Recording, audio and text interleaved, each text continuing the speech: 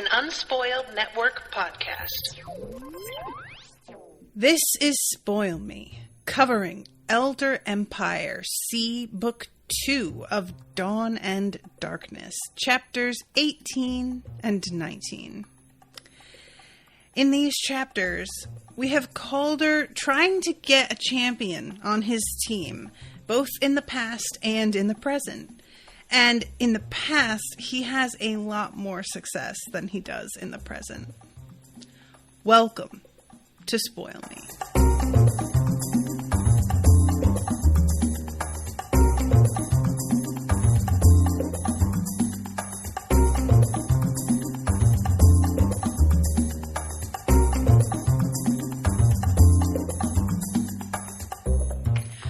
Welcome to the show, everyone. I am Natasha. Thank you very much to George for commissioning this episode. George, if you're out there, hi. Asher is here in the chat. Hi, Asher. Asher commissioned the next book, everybody, so get ready for those. I say book, but it's the next two. And I am really... So first of all, I have to say that these two chapters are, out of all the sections that are divided up for this book, this is the very shortest. This is only 32 pages. However, because they are such a nice sort of mirror image of each other in terms of what it is Calder is trying to do, I felt like it worked out. At first I was like, oh, come on. But then once I finished the second of the two chapters, I was like, all right, that seems actually pretty legit. And Calder's like the first of these two. Well, you know what? I am getting ahead of myself because that's what I do. Let's start with chapter 18. And the little excerpt that starts this one off, from the moment Guild Head Kern joined the battle, our troops were no longer required. I would call the destruction, quote, absolute, unquote, from the official report of the South Sea Rebellion. And that is just a little bit of a taste of how important this guy could potentially be to what they're doing later on. Now, it's really surprising to be in this position, and this is sort of what I love about Will choosing to write the books in this way, is we have seen this, the start of the, well, I say the start of, I suppose it really was like the completion of as well, the attack on the Grey Island. But as far as I am aware, the guild head for the champions is not there, doesn't ever change his mind. And while I'm reading this section, I'm like, oh man, if only there was a way Calder could convince this guy. And then I think about it and I'm like, no, I don't want that. I don't want him to get another champion to come with him to the Grey Island and have to do this. Like, I just personally really like being forced to think about things from both perspectives and forced to think about things that would, if you were reading just one book from like one perspective, one of these two trilogies, some things would just seem like an out and out victory. But finding out that the other side has its reasonable viewpoints and people with very valid concerns and stuff makes things that would otherwise seem completely a blow for the good guys, I suppose. Finding out that actually isn't that simple, I think, is a really smart way to do it, especially considering we are growing more and more aware through Calder's perspective that probably the elders are out here fucking with things. So if that's true, and it seems like it is because we're seeing direct action, the idea that perhaps some things will look really different if you see both sides, that is becoming more and more interesting to me. I don't really know how that'll work, and I haven't really even talked very much about the fact that Shara has been named as a major obstacle by Kellerek. Kellerek literally is like, oh, she's a problem. Word? Why?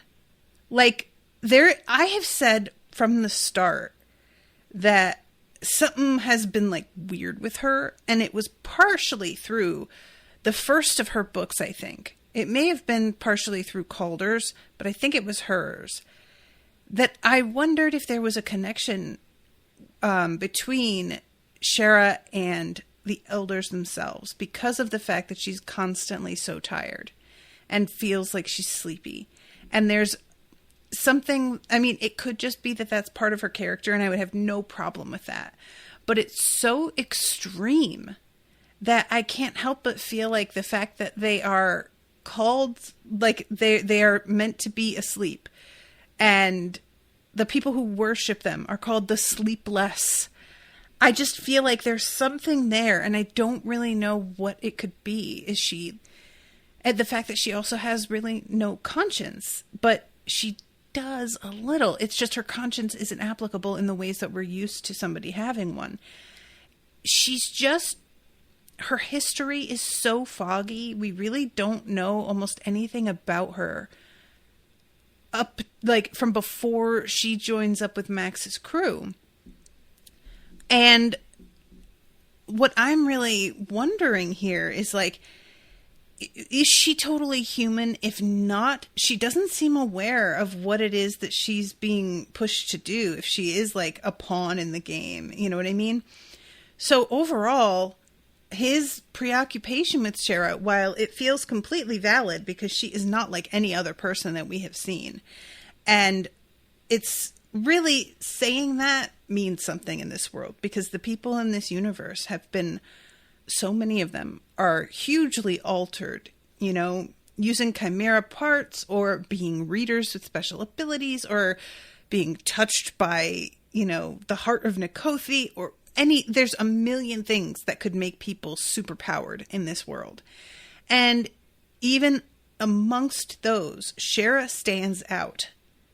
And that's what I find really interesting, compelling, and that's the part that makes me wonder what the actual deal is with her, because it doesn't seem like she's fully a human.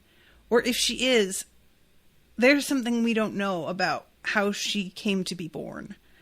So let's see. Asher says, it can be hard for me to keep the timelines right since they're separate books, but having them separate gives us the ability to more fully empathize with each side of the war. Yeah. I read her as neurodivergent from the first book. Neurodivergent people often have difficulty identifying their own emotions and therefore difficulty identifying their own motivations. So that's my thoughts on her. It could be that. And I certainly think that's part of like the way we're meant to read her. But I don't think it's that simple. And maybe it is. Maybe it is. But there is something I just keep thinking that her constant desire to sleep is significant. And it may not be. I may be reading into that far too much. It's just the way that the elders are asleep, the way that she is like such an unusually efficient killing machine. Maya, who is a constant overachiever, can't even come close to Shara when she's at 80%. She's not even fully trying. And she absolutely crushes everybody around her. It just feels like it's not natural. I just don't, you know, I don't know. We'll see. Asher says efficient killing machine equals hyperfocus. I don't think so. Hyperfocus doesn't mean you're good at something. Hyperfocus just means you're super focused. As somebody who hyperfocuses, let me tell you, that does not point to you actually being effective. It just means that you are zeroed in. So, you know, it's just the kind of thing that I would be willing to accept if my suspicions are not based, well, they are based on something, but if it turned out that that wasn't what the writer intended, that's not where he was going with it, I'm not going to be mad about it. But I'm just saying that the fact that Kellerak himself seemed so concerned about her specifically, in a way that feels like there's more going on than just her working for the consultants. I don't know if that's because of merely the position that she holds and the fact that she has these particular two allies of Lucan and Maya who are very effective also. It may be as simple as that. Or, you know, because the fact that he says she was meant to like deal with things up to a point, and then she was supposed to die. That is also feeling like, well, is it possible that she was given certain abilities because of what she was supposed to carry out? And that's also sort of my question with Calder, because he is such an incredible fighter. But I have also kind of been brought up short in the last section, finding out how much better a reader it turned out Lucan was than Calder. Because up to this point, I had been sort of seeing Calder as an unusually good reader. And it's looking like he's like maybe above average, but he's not necessarily as good as I was interpreting him as. So I don't know. All of this is just theory, but I just wanted to mention it because I find it really interesting to come at this attack that's going to be happening in the next few chapters on the Grey Island, feeling fully invested in Calder's position, and at the same time having been fully invested in Shara's position. And what I think works is that the fact that Calder isn't actually really wanting to do this in the first place. This attack on the Grey Island isn't really his idea, and he doesn't think that it's a particularly good one. He feels like he's playing into the hands of the elders, and he sort of resents being put in the position where he doesn't have a choice, and maybe is doing exactly what the fuck he has been trying to avoid.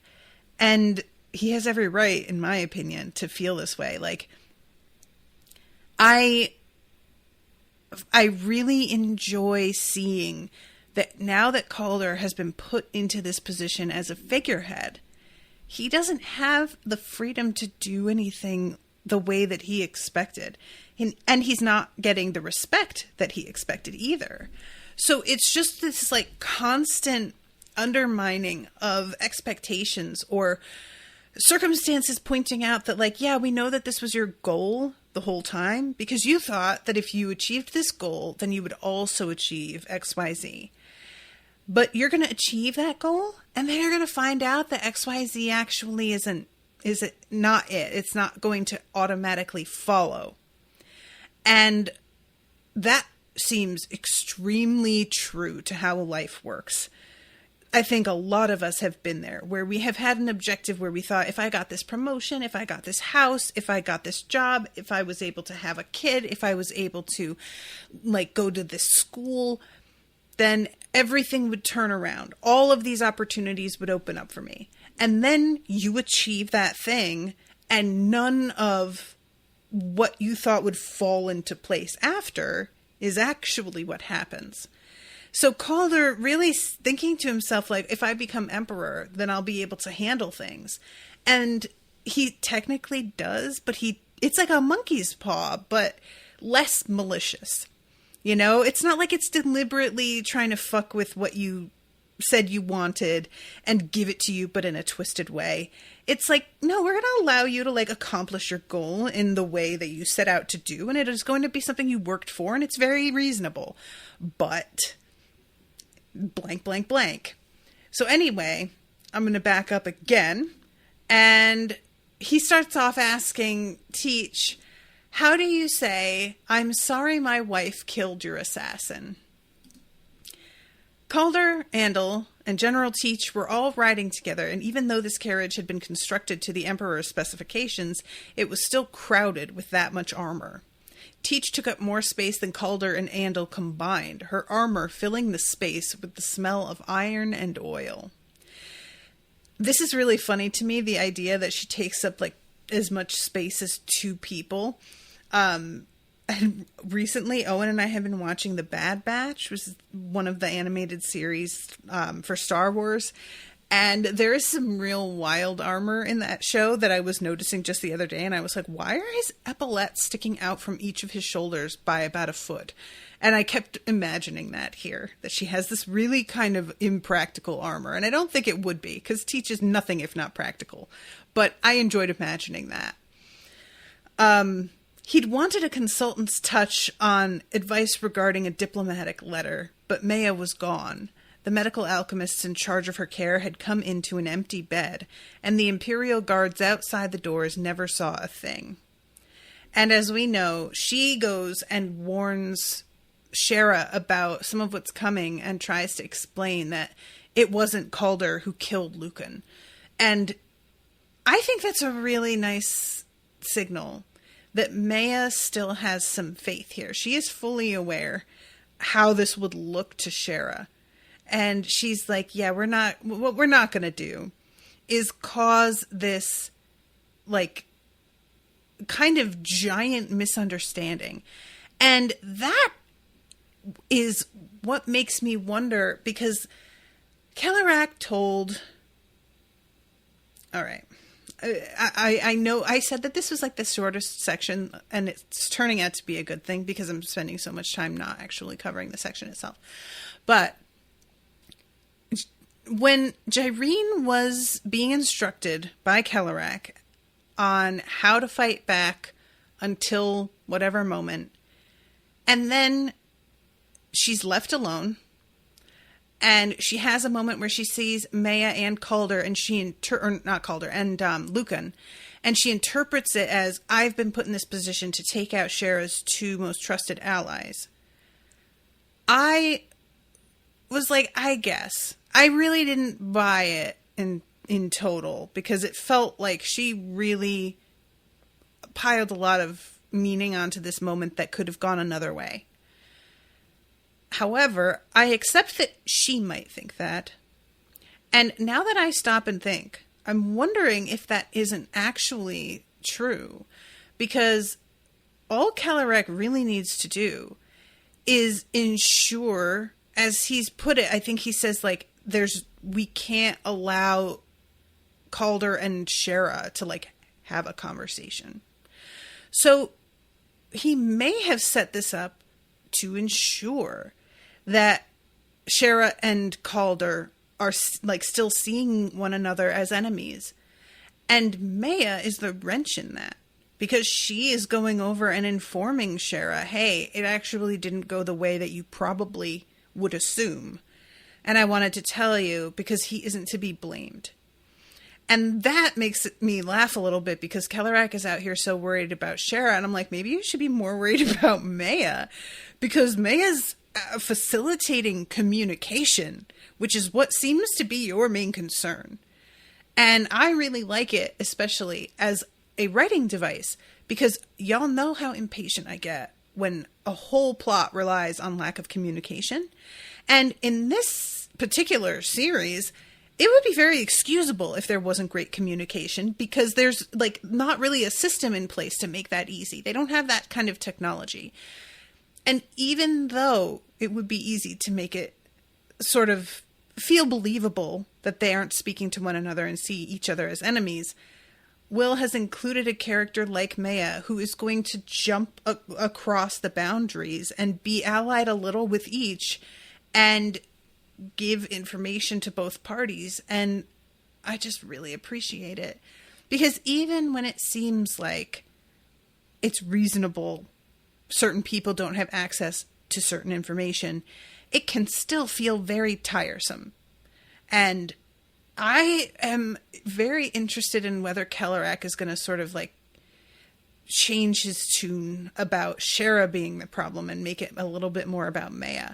I don't know, though, because if Jyrene was right and she was supposed to also kill Maya and she simply failed, maybe Kellerak was trying to account for Maya from the beginning, and he didn't think of her as a threat because he thought that Jyrene would be able to take her out pretty easily. Anyway, all of this is really revolving around agreeing with Calder's theory that it's the elders that are running the show. And I still don't really know why they're doing any of this. Like, the goal to just sort of wake back up again, it could be as simple as that, but I'm not sure why any of the things they are allegedly facilitating, would achieve that. So we'll see. So Teach says An official apology would be a mistake. It implies that you are in some way responsible. You can express your condolences since you did not officially execute the consultant, but it might ring hollow given that we're preparing to attack their headquarters. And this is when Calder is like, I don't really know if we should. And he recognizes that at this point, there is really not much of an alternative possible. Shit has begun mobilizing in a way that it's sort of impossible to stop now. And even if they didn't, it would be very clear that they had been gearing up to, and that probably any attempt to hold it back would be temporary at best. They're going to attack at some point, and it would be very clear. And it says he couldn't fight the feeling. He was playing straight into someone else's hands. You should recognize when a battle is lost, Captain. If the battle's already lost, I can't imagine why we're still sending our troops. Andal didn't rise to the bait. Not that battle. Yours. The guilds are moving out, and your only hope of maintaining your position is to move with them. Even if this is an elder plot, even if this is Othagor dividing us up piece by piece to be devoured one at a time. And this is when Calder quotes Sedesthenes Andal quotes Sedesthenes at Calder, who is like, I can't believe that you would use this dude against me, to which Andal is like, that's what you do to us all the time, so welcome. Welcome to that feeling. We're fighting them whether you like it or not. If there's going to be a battle, we may as well figure out how to win. And finally Calder is like, okay, fine, but I don't see it. And I certainly don't really see victory unless we get Kern on our side. And Teach is like saying to herself that Calder coming with them is a mistake. She thinks that it's putting him in harm's way. That, the actual emperor, in quotes, the figurehead being right there is going to be a temptation for a guy who has the kind of power that Kern has and is low-key unstoppable. It turns out it's not at all what she expects, I don't think. If she had any of the expectations of how this winds up going, she didn't share any of that. She even says, though, if anything goes wrong, I'm the only one that can hold him back long enough for you to escape. And Calder is like, wow, she doesn't even say she can beat him. She's just going to buy me time. And this is when Calder is like, well, as long as we're talking about taking risks, I need you to know that I'm going to lead the attack on the Grey Island. And she's like, what the fuck? You just said you don't want to attack. What do you mean? And he's like, yeah, well, I have a very flexible mind and I can, change my mind on things. I need to be there. I can use the Emperor's crown. I need a reputation as somebody who handles my problems personally. And I won't fight if I can help it at all, but I have to be there, if only to show the people that I can do something myself. And this is when Teach says, well, then figure out a way to use the Aptasia. That's a way to handle something yourself. And we find out they had taken a volunteer reader from one of the Imperial prisons and allowed him to briefly use the Aptasia under careful supervision in exchange for a commuted sentence. After 5 minutes, the man had clawed out his own eyes. He would spend the rest of his days in a Luminian sanatorium. I would love to know what Jyrene thinks of that.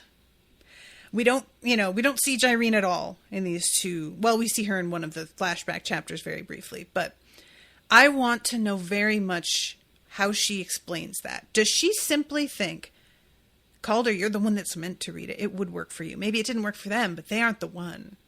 I bet that's exactly how it would go in her head. But honestly, girl, and also the fact that it's like a volunteer prisoner. Look, and this is how it works in real life too. And I'm aware of that. There are people who are imprisoned who are like asked if they would like to volunteer in exchange for a shorter sentence or commuted sentence for all sorts of things. And some of it can be like medical experimentation, drug experimentation. Some of it can be like firefighting, which we saw a lot of stories about in California, because there were these people who were either sometimes given an offer, sometimes not, and simply made to, but it's just so, the idea of calling somebody in that position a volunteer feels so hollow to me and so dishonest. So they pull up to the house, and it turns out this guy lives in this adorable little house that has a bright blue door and blue roof, and it's got a little white fence in the front. And Calder is just like, wait, really? And I enjoy this a great deal just because it turns out this man is sort of treating his time now as if he were retired. So it works for me quite a bit. And I also just really enjoy any time that you get to undermine expectations, because Calder had thought there was going to be a mansion or a fortress, and this guy just seems to be trying to be a little ordinary. So this guy is kneeling by his little picket fence, and he is painting it white. And he is handling this paintbrush he's using with such delicate care that it really gets Calder's attention. He brushed it lightly against the fence post, as though afraid he might break the wooden plank if he pressed any harder.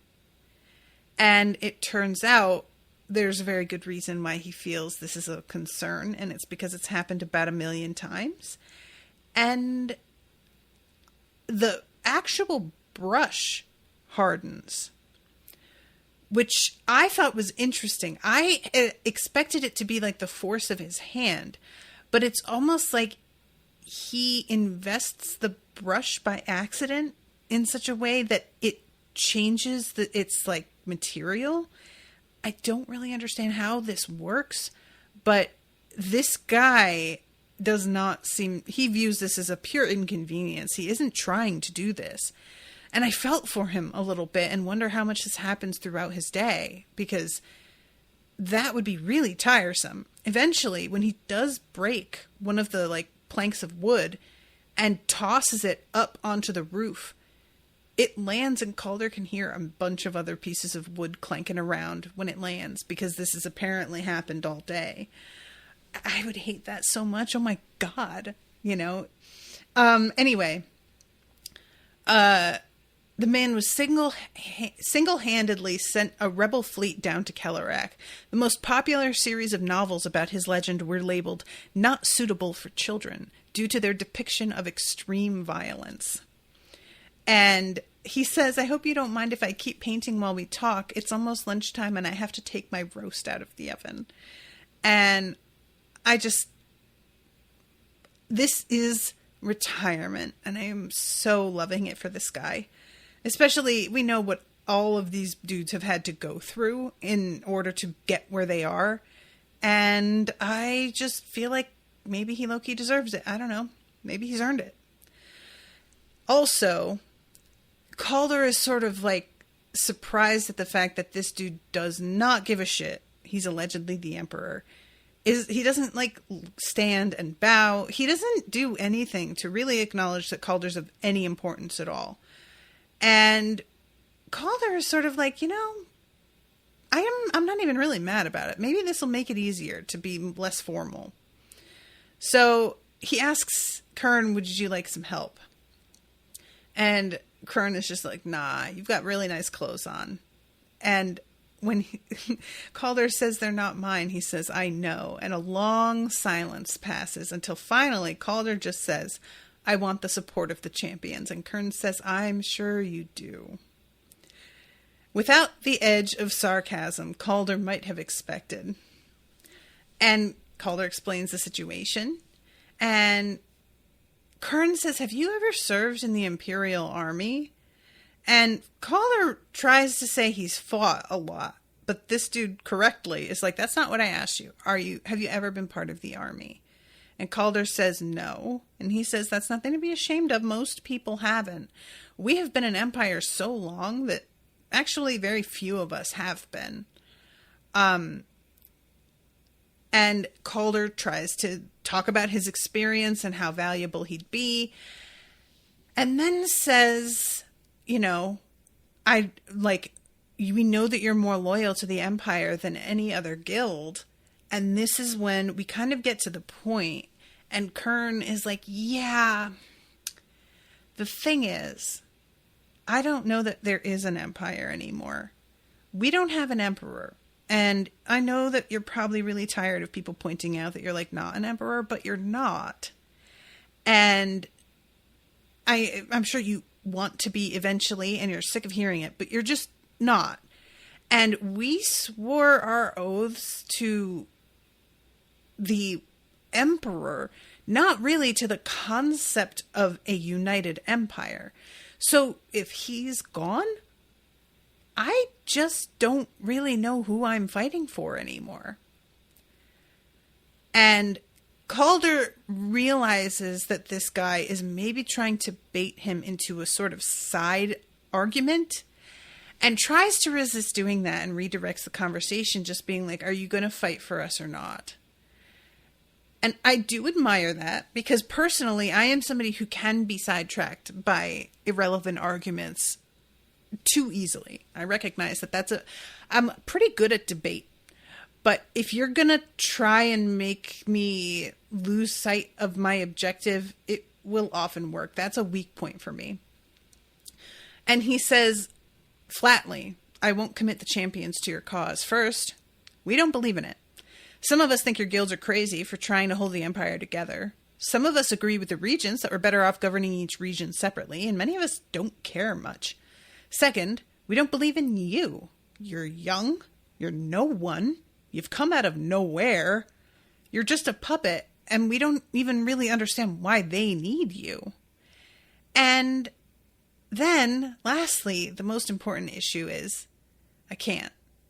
There's no guild. A bunch of them have gone their own separate ways. I'm not even a guild head anymore.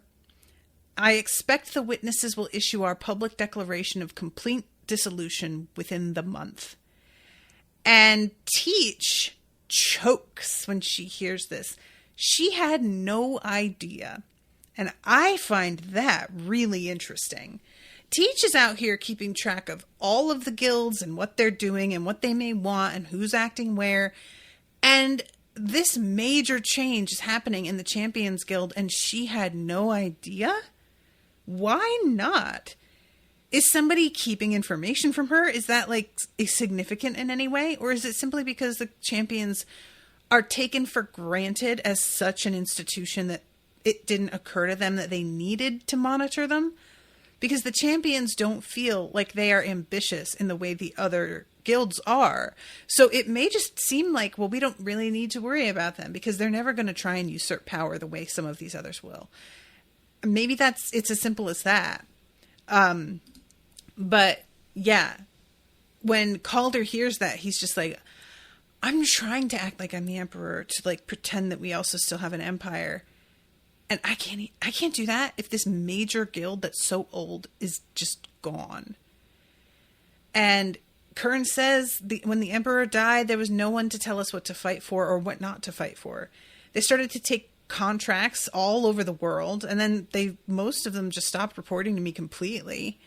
And I only know how to make people do things one way, and that doesn't always even work. And as he puts it, sometimes the tide goes out and you can't stop it. And this is the moment when the fence post breaks. The bristles of the brush had actually stiffened somehow, temporarily frozen like they'd been made of steel, and a casual push of Kern's hand had snapped the thick plank of wood in half. I just feel for this guy. There's something so sad about this whole thing. And the fact that he's in retirement and he's trying to keep himself busy and he's got this cute little house. It feels like making the best of a bad situation. And maybe that's not entirely it, but yeah. Calder says, it may be futile, but I have to try one last time. Will you support us? The only champion I can speak for is myself. As for me, I don't trust you enough to risk my life for you. That's nothing to take offense about. You haven't proven yourself yet, and I will be risking my life if you're asking me to go up against regents and gardeners. And I think it's really significant that he says regents and gardeners. Because, like, putting the two of them next to each other in the same sentence about risk, that feels like a hell of a fucking piece of respect there.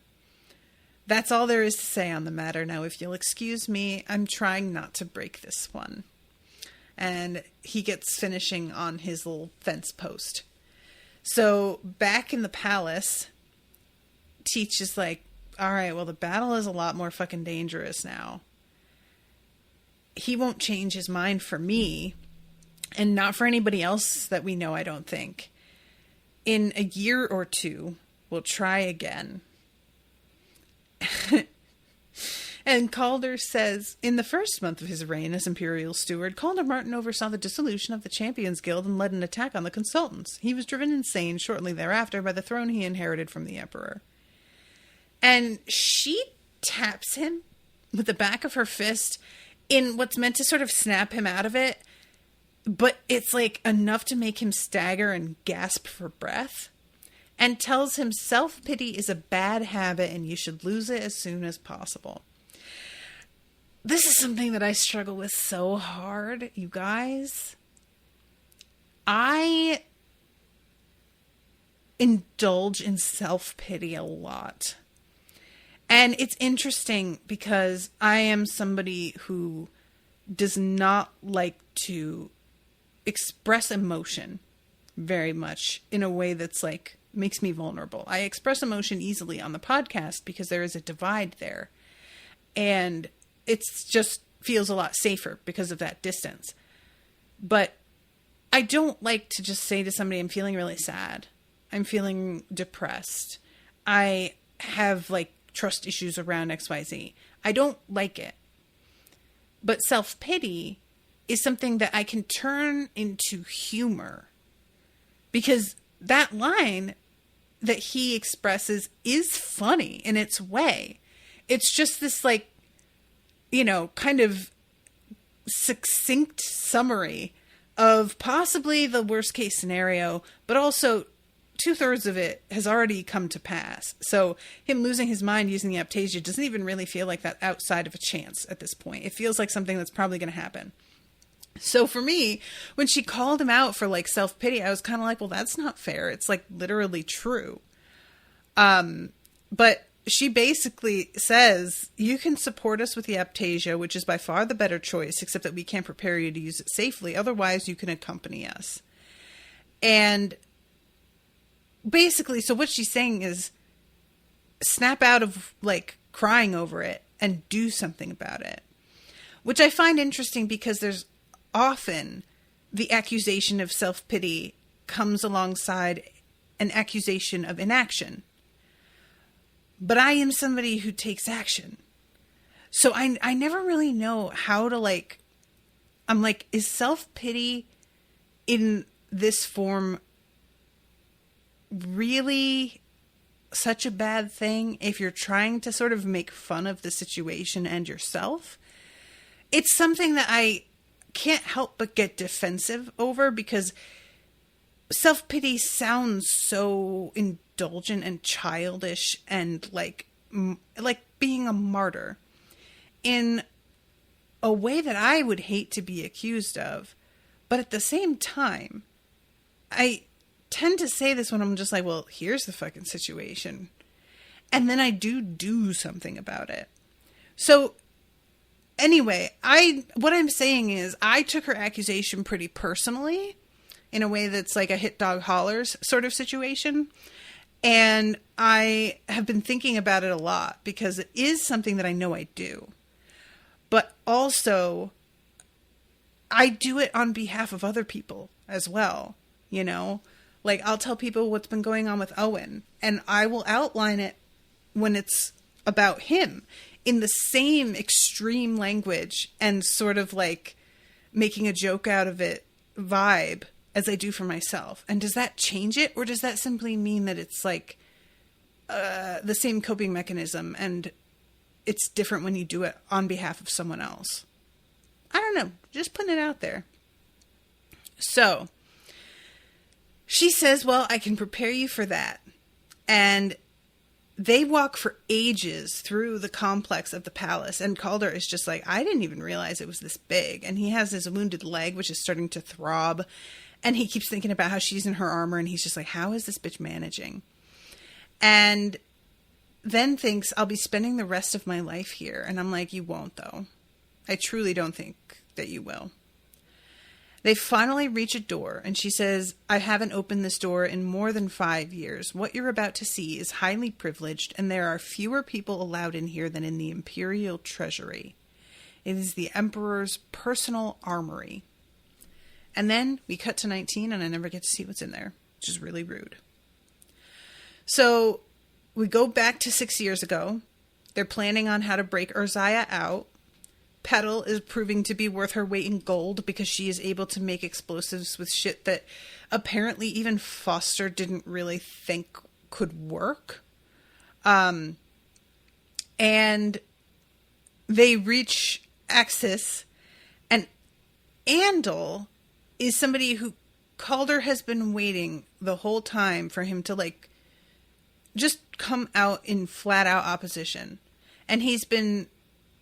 The way that Calder has interpreted Andal's behavior so far is as if Andal was essentially humoring them, throwing out suggestions and giving them some, like, information in a way that looks like he's going to help them. But then at the last moment, he'll pull the rug out and he'll refuse to help.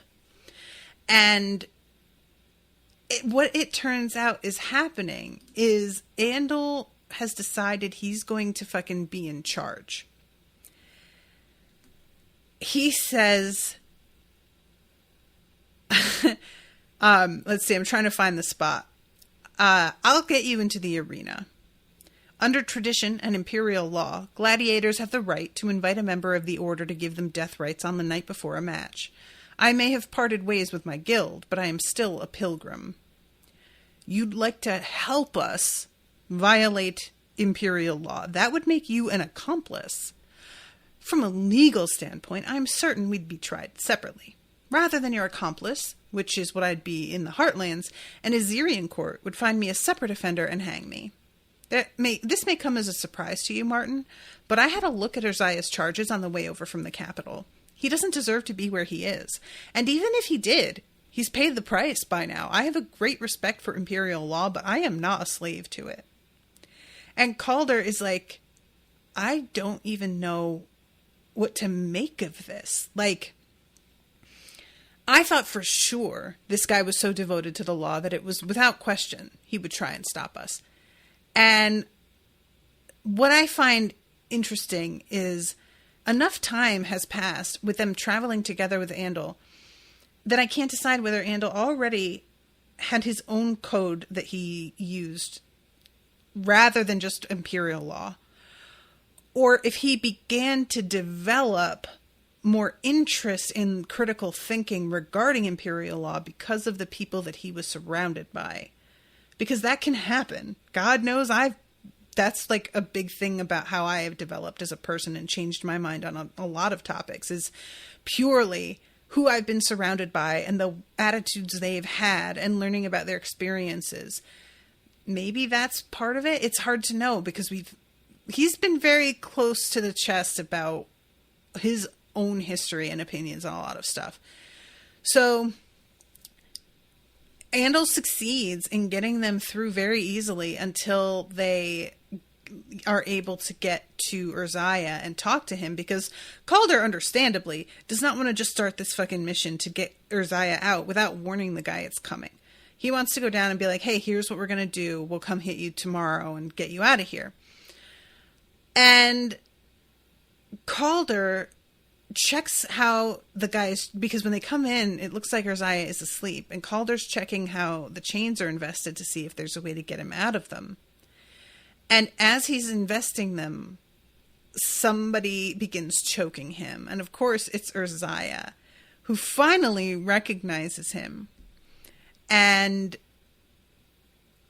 he is so delighted Calder is here and is like, I knew I was right to trust you. 4 years is a long time, but they haven't really been like trying to kill me until this past year.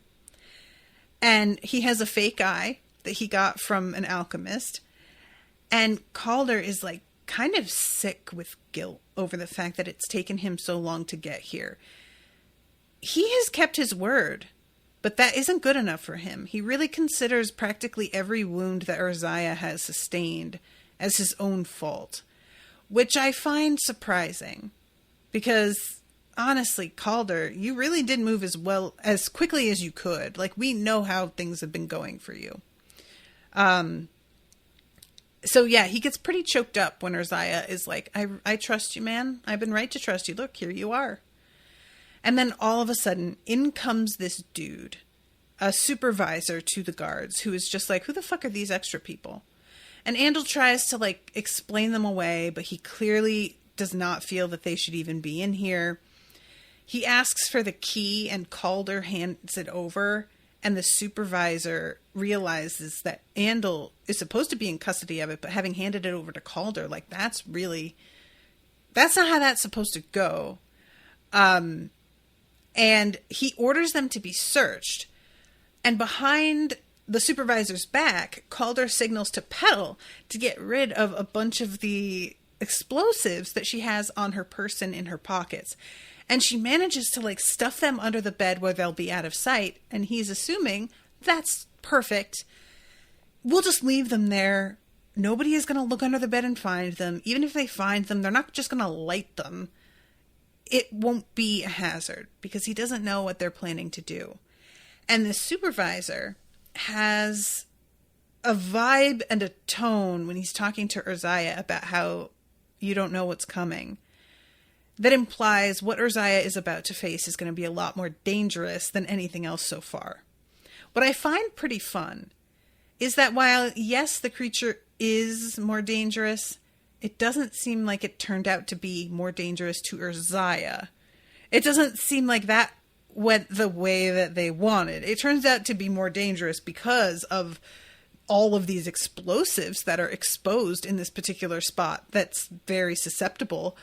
But Urzaia seems to just defeat this thing without much problem. So part of me just wishes that we got to see how that fight would have gone and how disappointed the whole, like, all of the spectators might be fine with it.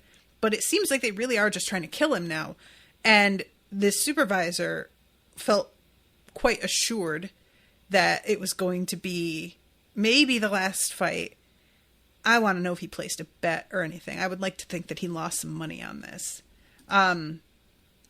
So, yeah, they prepare for everything, and the next day they head into the arena, and they come in, and Calder sees all of these magisters who are setting these shields in place on the outside of each section facing the arena.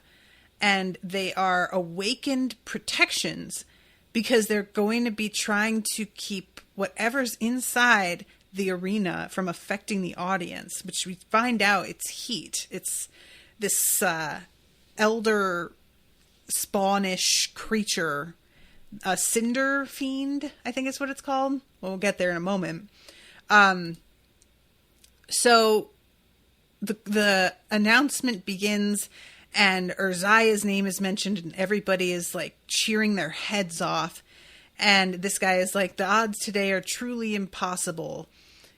And, it's a terror of the Aeon Sea, the nightmare of the elders themselves, the dreaded Cinder Beast. 2 green wardens, robed entirely in verdant leaves, marched out. They each hauled on a leash, attached to a massive chimera. The Cinder Beast was coal-black, shaped like a hairless bear, or a misshapen wolf, with 2 spiraling onyx horns above its eyes. Its tail, longer than one would expect, lashed like a whip. And all of a sudden, Calder is like, wait, something about this is a really bad thing for us. And then he sees the smoke coming from its mouth. And he is like, oh, fuck. And it says he had never felt as stupid as he did in this moment. And I was like, I think that's a little unfair, Calder. You know, it's not like, how could you know this was the kind of thing they were going to put him up against? Maybe you could have researched what he was going to be put against. I don't know how much they would ever let that information out. But I don't think you're stupid. You did your best. You thought you knew what you were coping with. It's not your fault. And indeed, he shoots to his feet. He has to like fight his way out of the crowd, actually punches somebody, but he is not fast enough. And it bellows flame, and the shields work and defend the crowd from the heat. It works perfectly. But those half dozen alchemical charges were below in the arena waiting room, only 2 iron grates away from the fire. The flame flowed through the grates and into the room like a river, then faded. There was a bare instant, a frozen portrait of time in which nothing happened. Calder started to believe that they were safe and that he had time to figure out a way to stop this. Then the Colosseum echoed like a drum the size of a city, and smoke billowed out from the grate. It was all the way on the other side of the stadium, but Calder still trembled and lost his balance. So I just have to mention here, the arena waiting room, I guess they didn't care about any of that stuff getting burnt in there, or maybe there was just no furniture at all. He says that it's hidden under a bed, though. So I guess they just didn't care about that. But it is sort of weird that no protections were put in place for anything else that could be exposed to the fire. Again, it's just super not Calder's fault is the place I'm falling down on for this. Like, there is absolutely no way he could have foreseen any of it. So everybody is trying to get out, and they're rushing up against this door that is locked. And then he hears another ringing, and he realizes Jerry detonated the charges. He wasn't sure how she'd done it. He held the matches, and Petal had the backup set, but he almost wept with relief. The people backed off, leaving his lungs room to expand as they fled from the door as though expecting it to explode. And then he looks up, and the Cinder Beast is in the stands. And he is just like, oh my God, what now? So this is when we see Urzaia, who is delighted. Again, he just doesn't really seem to see the Cinder Beast as the impossible, like, the what's the word I want? An obstacle that he was meant to never be able to overcome. It's super not. The gladiator was riding the Cinder Beast's back like a horseman on an unruly mount. He struck with one of his hatchets, and the impact slammed the chimera onto the stone seats. In the back of his mind, Calder wondered at that. When Urzaia fought the Houndmaster, his hatchet had sunk into the man's chest. Now it was striking with enough impact to drive a giant chimera into stone. If it could have hit that hard before, wouldn't it have blown the man's corpse into the stands? And finally, he begins to realize that what Urzaia's invested, soul-bound object is, his vessel, isn't the hatchets. And I really like that when he begins to figure that out, Calder is like, oh yeah, the hatchets are kind of obvious, huh? Which is exactly what Urzaia had been thinking, apparently. And he realizes that what the deal is that Urzaia is that heavy, and that the soulbound vessel is made from the hide of a chimera called the Sandborn Hydra that can increase its weight at will. So that's apparently something that he can do. In the time it took Calder to realize what was happening, Urzaia had slammed both awakened weapons into the side of the Cinder Beast with the full force of his soul-bound powers. The chimera's ribs caved in as though they'd been struck by a falling star, and its huge body blasted away from Urzaia. It scraped rows of stone seats away in its flight, finally slamming against the top section of the arena in a spray of dark blood. Damn. this man is a fucking maniac. And he runs up to Urzaia, and as they begin to like get the fuck out, he's like, how would you like a job? I could use a guard. And Urzaia, they're sprinting, and he's like barely out of breath at all, thinks to himself and then says, guard is boring, but I am a very good cook. And that is where the chapter ends. So that's delightful. I had forgotten that he was the ship's cook. I had totally forgotten that because, like, you know, but the whole way that this goes down and the fact that I was thinking Urzaia was going to be in genuine trouble this time, that he really was going to be on the edge of losing the fight, and that they were going to be panicking trying to get him out of there in time because he was on the edge of death and they didn't know how they were. I thought for sure we were getting something like that. And instead, no, he was just as ready to completely crush this thing and be the winner yet again. That was never the question. It was simply the fact that Calder's plan didn't work quite right. This is what I really like about Will White. He just undermines expectations. I fully believe that I have an idea of how things are going to go. And it'll be the kind of thing that happens all the time where I don't even realize I've decided this is how it's going to go until it doesn't go that way. And then I realize that it's coming as such a shock because I was 100% confident and never considered an alternative at all. And this is what makes him so good to me. Like, I just really, being surprised is something that's harder and harder to do the more and more I do what I do for a living, and just the older I get and the more I sort of see the seams on things and understand tropes better. And anybody who can continually surprise me the way Will White consistently seems to do, that's what I find so valuable, you know, and entertaining. And it's just the kind of thing that there are other writers out there that I know are really well respected and that a lot of people like. And it's not that they aren't good writers, but they don't have that spark for me. And I don't really think I understood how much I value it until I read something that does not contain any of that at all. So anyway, I loved this. So super fun. I'm going to wrap up. Thank you, George, again for commissioning this. Thank you for Asher's in the chat, warning me about the timing. Yeah, I'm within my bounds though. Better than usual, actually, all things considered. And I'm really excited to see what happens from Calder's perspective during the attack on the Grey Island. Very interested. So, until next time, toodaloo, motherfuckers.